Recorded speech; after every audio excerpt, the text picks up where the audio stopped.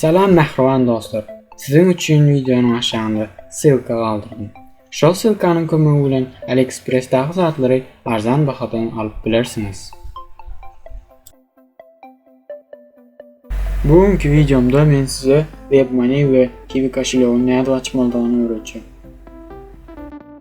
Bunun için biz Play Market'e girmeli ve poisk düğmesine basıp Kiwi koşulygy dep yazmalı. Kiwi koşulygy Play Market'ten tapmamızdan sonra bunu skaça etmeli ve telefonunuza oturtmalı.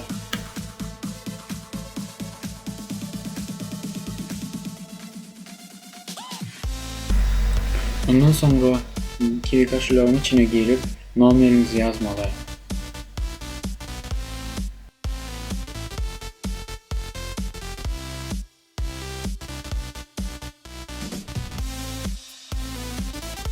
Ondan sonra SMS gelýän çağrışmaly. SMS gelenden soň şol SMS'däki kodu yazmaly.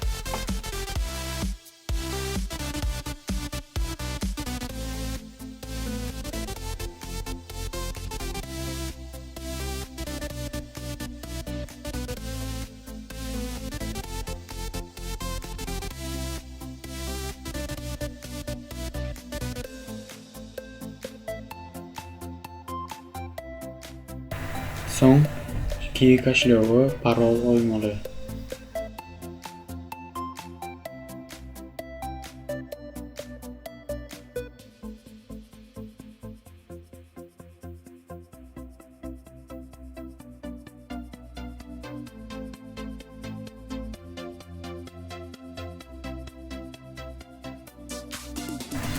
Hada bizim Kiwi koşulygymyz taýýar. Bunun içine Poполнить koşulyg ili ýa-da nomer belgiňizi ulanyp pul salyp bilersiniz.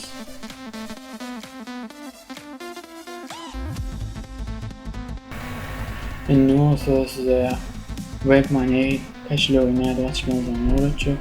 Bunun için Play Market'e girmeli ve WebMoney diýip ýazyp tapmaly ve skaça edip telefona oturtmaly.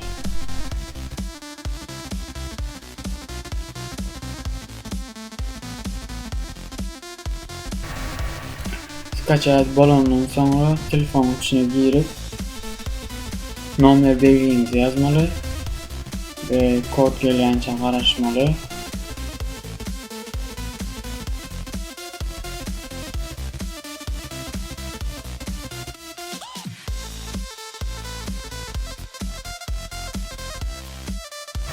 Kod gelenden sonra kodu şu ýere yazmaly.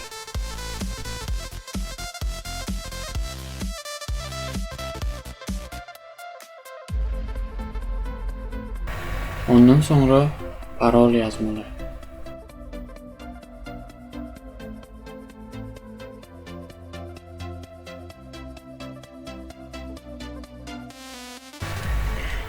Parol yazıp bolan soň aşağıdakilere seçke goýup daly düğmesine basmaly.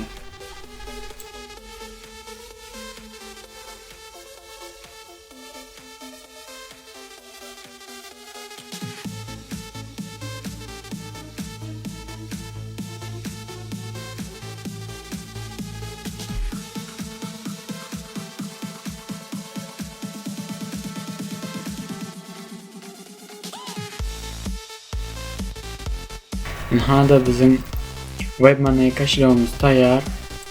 Endi добавить düğmesine basmaly. Ondan sonra sozdap koşulygy düğmesine basmaly. Ondan sonra ýeşil bärden iň birinjini saýlap almaly. Bönüze